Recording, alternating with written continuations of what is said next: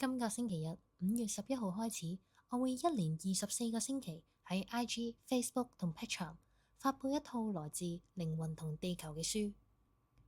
雙螺旋之書，兩道覺醒軌跡，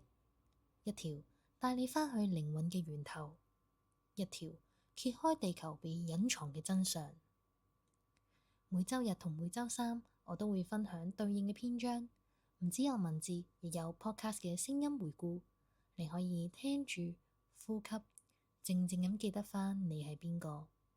陪你喺混亂中慢落嚟，聆聽返自己。我知道喺呢個世界慢落嚟係需要勇氣，但我亦想你知道，你唔需要準備好先至可以停低，